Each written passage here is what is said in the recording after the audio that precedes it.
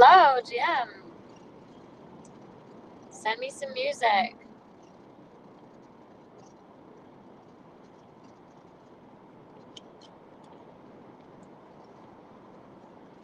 Send some tunes, baby.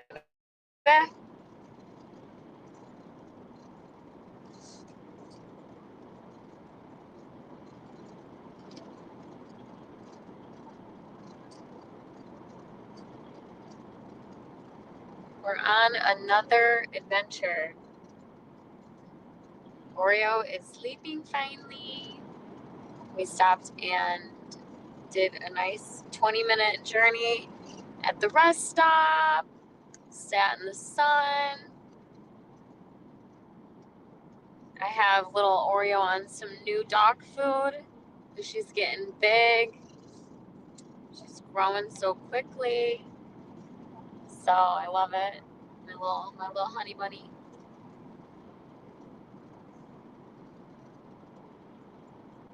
But she's sleeping finally. Got the zoomies out. I fed her, walked her. She went to the bathroom. You know, she's the perfect road dog. She's gonna start her little service dog training here, probably this Friday or the following Monday. Just, you know, gotta have a behaved puppy when we're going to visit families and working, and she is very good when we travel. It's just that she wants to get all of her energy out. So anyone that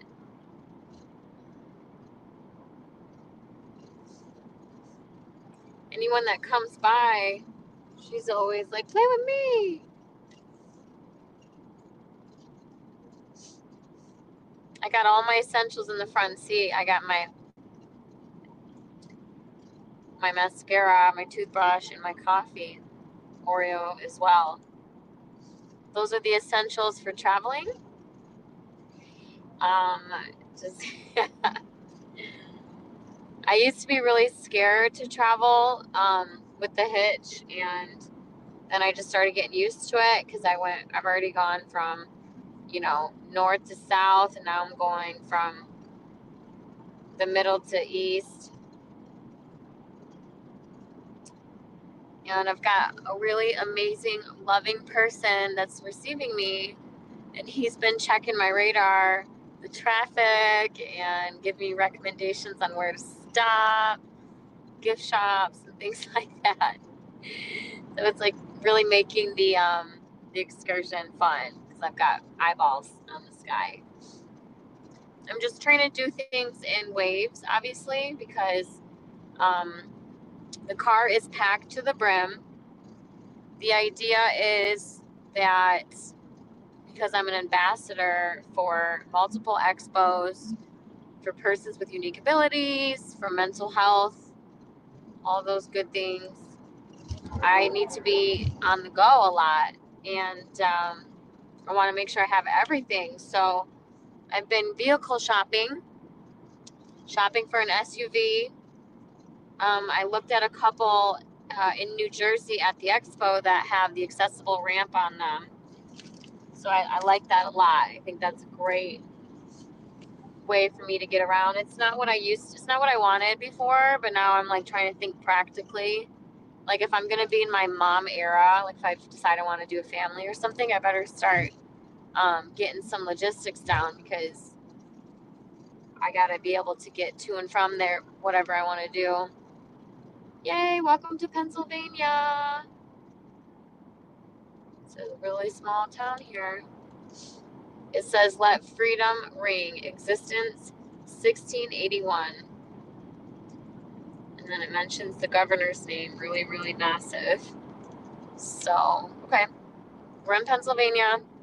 I wanted to get gas before. I should have waited a little bit. So should have got a little in Michigan and then got some more in Ohio just to save, you know, $5-10 here and there. That's coffee money. And because what I did is I filled up all the way in Michigan and it was at 3.15.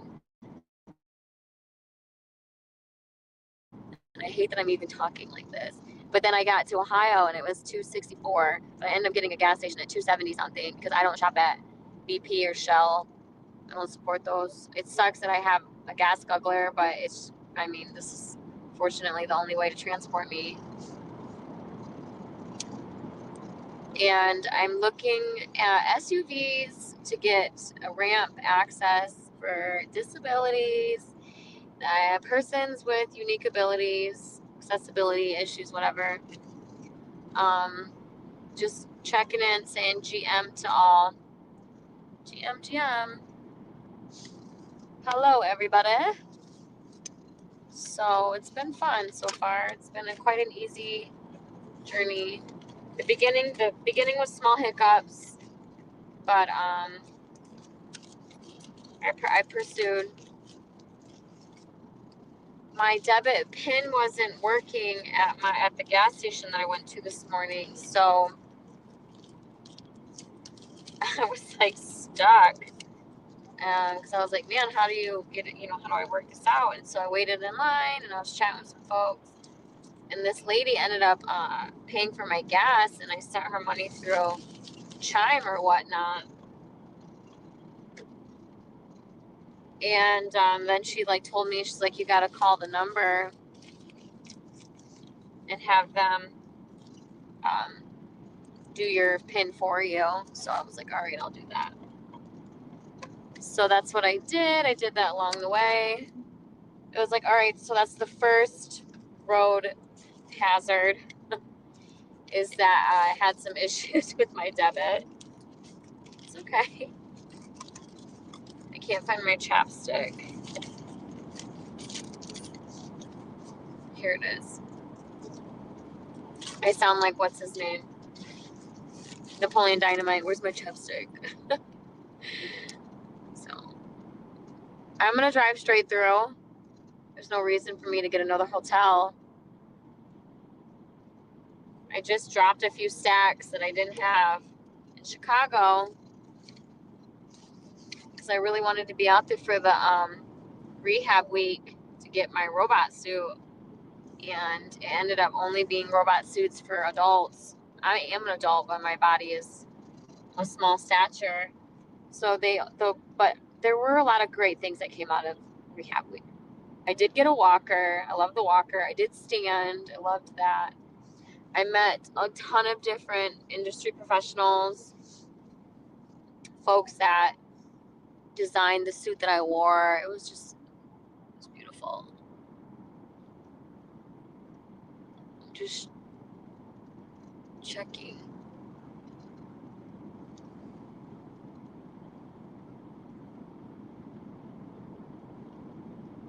Yeah, that's fine. Because earlier I'm always getting out of the car and investigating the tires, checking everything, making sure there's nothing. I'm the best person to go on a road trip with. So earlier the ratchet strap wasn't down all the way, and I saw it kind of flagging up, and I was like, shoot. So I pulled over ASAP, and I realized it wasn't locked down. I had other people pack me up, but I didn't go and check their work, so I just assumed that they would have done it. But they might have gotten loose at some point in some situation. So I've got my medical devices with me, my scooter, my wheelchair, my crutches. The thing about the walker is that there were some pros and cons. The pros is they did an amazing job with this design. You can stand on it. The guy's really motivated. The team is effortless. They're really changing the industry. It's cost effective. It's $7.99, and instead of getting a walker or wheelchair, you can go right into this glider. So, but the cons is that the brake was stuck on, so the whole time I was using it, it was extra resistant. So it made me hurt for 3 days. My shoulders, my neck, everything was tense because I kept trying to push and push, and I couldn't push because the brake was locked. So there was just and then the heaviness of the glider. It's 20 pounds. It's literally 1/4 of my weight. And no, that's not going to happen. It's going to have to be an ultralight.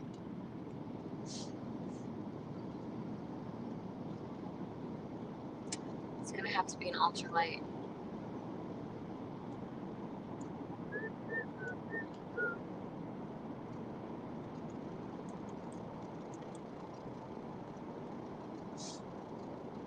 You know, if I wish the world could kind of show me where I'm supposed to be headed, you know, and keep me at this range of like where am I supposed to be, you know? I'm like currently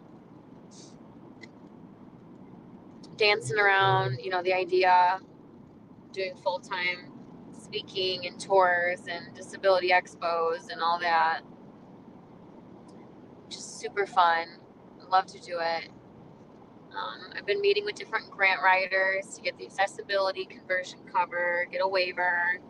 You know, there's like a certain goal I don't want to go over, you know, a monthly payment of $300 a month. Like, I don't want to, right now I'm like choking down with my Mustang payment because at the time I had a really nice job and I don't have that salary job anymore. So life changes, you grow into different versions of yourself. And I love my Mustang. I love this 5.0. I really do. It's just not ideal to get around with an art life, an art world.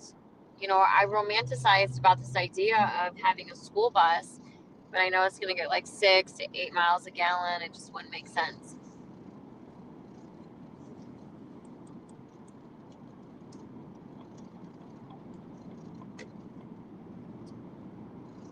Yes.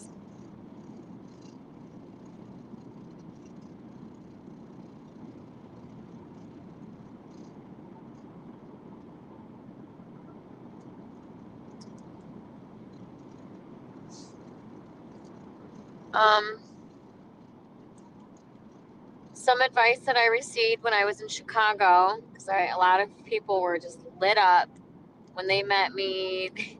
Again, they kept coming back to our booth, you know, 3-4 times.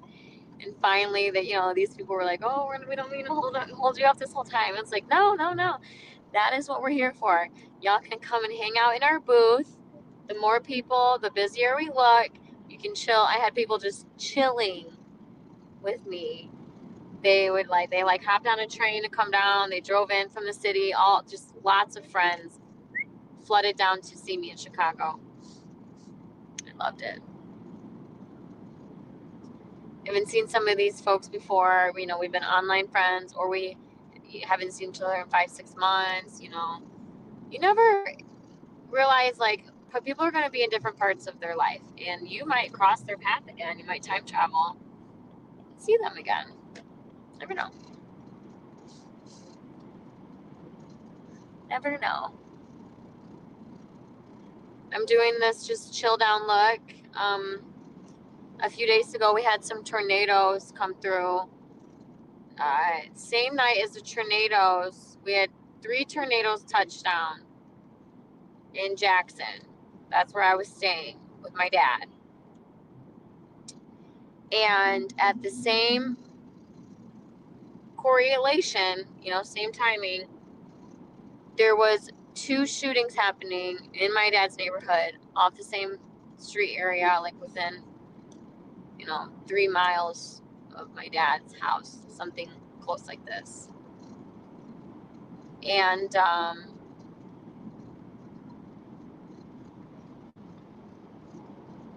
it was super sad because it was like one of the instances, it's just so sad. I was just getting off the train and I got a holler from my dad. He's like, you know, you got your key. And I was thinking, bummer, he's not gonna like wait for me. He's not gonna greet me. He's not gonna see me. Okay. I haven't seen him in a while. He knows I'm taking off soon. Again, because I jump around a lot.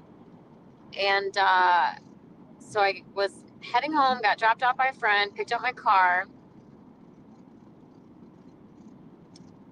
I had to put the battery machine on my car for 3 days because the battery's been dying as I was driving. And it would like shut off when I was in the parking lot. So we checked, and it's just the battery. And I was like, all right, I'm gonna try anyway. So I turned on the car. Thank goodness it worked.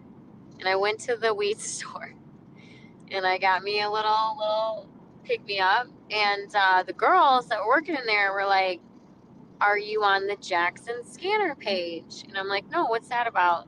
She's like, "You should get on it because there's something happening as we speak." And I was like, "Okay, what's going on?" And then she filled me in. And then I pulled up my Facebook, and I never use Facebook, right? It's not really one of the tools that I like to use, but in this situation, it seemed to be crucial to safety. So I pulled it up, I signed in, I got into this little scanner page, and then it was just like play by play of the whatever it was happening, and it seemed to be gang related. And I was like, all right, this is terrifying. And so the tornadoes start to come in, the storm starts to come in, and got him home. My doors were locked. My dad's not home yet. I'm happy for him. I'm happy he's got a girlfriend, but man, it's like just try to enjoy those moments that you have with each other. You don't know when you're gonna get him, and it's like I'm not even around. By the time he gets home, he goes out again. It's like, okay, so the tornadoes were taken off, and I heard all these loud noises, and I didn't think anything of it because we just always had a really strong house, and fear does not take over me because country people, right? Tornadoes, snowstorms. So the next morning, because the storms were all night, I go upstairs to get my makeup. I see this big hole in the ceiling. And I was like, I had to like check my eyes real quick. So I was like, is that a lamp? What's going on here? And all these like bat droppings were just falling all over the place. And mind you, the exterminator was just at our house a week before to kind of let us know what we're working with. So we got all of it: ticks, mice, rabbits, chipmunks, raccoons, Tom and Jerry. They're all over the house. So I was like, nope, not happening. So I was like, Dad, have you been upstairs lately? He's like, no, why? I was like, okay, something's coming through the ceiling. So, he doesn't do anything about it. He just gives me my makeup, and we shut the door or whatever. I was like, well, this isn't going to be good. It's going to storm again. So I started sounding off all the alarms, letting the siblings know this is going on right now. There's a leak happening. There's bats coming through the bathroom upstairs. And the leak is going into the floor of the bathroom downstairs, making a bubble. Because my first week I was at the house, I was trying to get a bath sorted, and my dad the next day was like, can't take a bath, the water's going through the ceiling. And I was like, okay. So that sucks because I'm disabled, so it's going to be harder for me to do the shower thing, but we'll make it work. We always do. It just, it reminds me of to be humble when I do have the things that I need for my body. But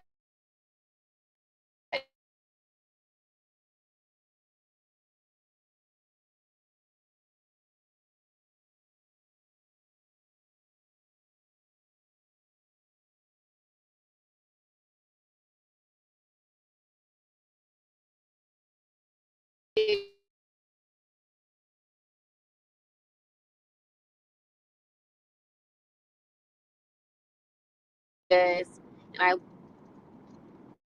last time I took the same message and I copied and I pasted it to each of my siblings, and then they forwarded it to each other. I was like, all right, well, that's one way to get their attention, right? It's just to do it that. So I was like, all right, well, this time I'll be more authentic and ask for help, even though I know I'm not going to receive an answer. So that was the case, right? So then my sister reaches out and she calls me when I'm hanging out.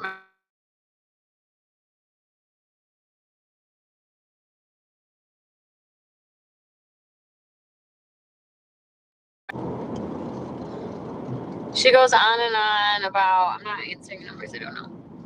On and on about, it's probably not that bad. What happened? Is it from the top? I'm like, I don't know. I'm too scared to go in there. I don't want to go there. So she's like, well, you got to get in there and get some gloves and vacuum it up. And I was like, I don't know. I don't think so. I don't want to do that. I'm just notifying everybody that there's a problem here. And the exterminator says that bat droppings are toxic.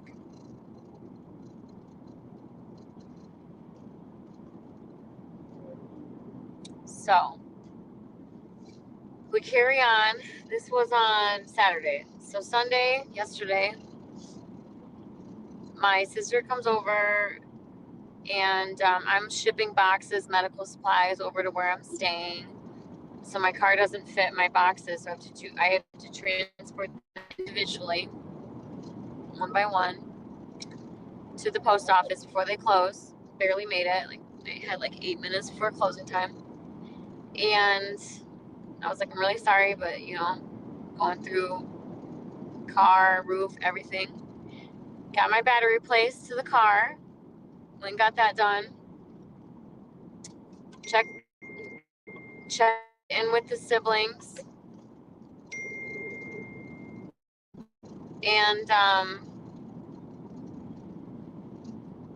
my sister's hitting me up. Hopefully she's good. I'll check it with her in a minute. But at least we're getting on the road for a second and letting everybody know. To make a long story short, it's like I come home, I'm letting everybody know come home. I give everybody weeks in advance warning I'm coming home, warning, because the way that my siblings talk to me is like, bang, it's like fire. And it's really, really hard to like want to stay in that type of environment when I'd rather be poor and alone and sleeping in my car like I have before. And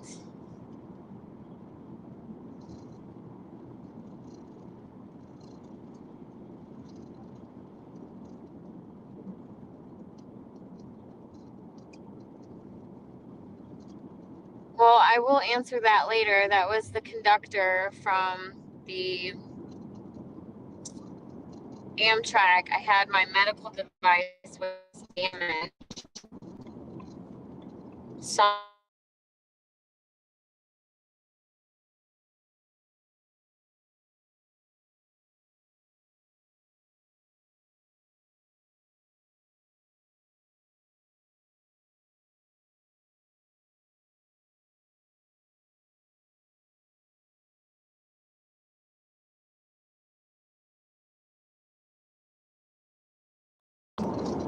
okay, ironically, both sisters called me at the same time, but I don't think it has to do with this stream because those two sisters are not blood related, but they're my soul sisters, and they they keep me safe and check in and all that. So I'm gonna get back to them in a minute, but my medical device was damaged on Amtrak. This giant suitcase that should not have been where it was popped right off. It could have landed on this little girl. She had to have been about 6 years old. All oxygen. She had all oxygen. She had a large face, small hands, some tubes around her neck. Could have easily popped off and crushed her. And I'm very happy that it did not hurt anyone, but it did damage my medical device, and it was like a whole travesty. Everybody was involved. Sucks. Well, so I'm gonna do like a 2-part show. I'm going to close the stream down for a little bit, check in with my sisters because I just refueled on everything, so they're probably following my dots right now. I gave like 5 or 6 people my location just for purposes of the world is crazy, and somebody will hopefully figure out an alarm. Every time I travel, I'm become a different person.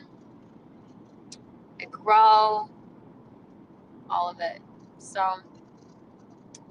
got how much time?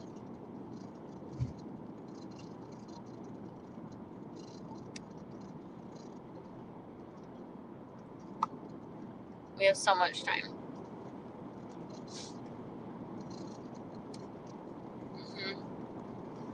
It's beautiful. Okay, friends. Thanks for checking in and saying what's up. I know it was a short little stream. I was planning on streaming all the way there, which is like 7 more hours. So I'll probably pop back on once I finish chatting with my sisters. All right, y'all. I'll be back soon. Ciao, ciao for now. Be good.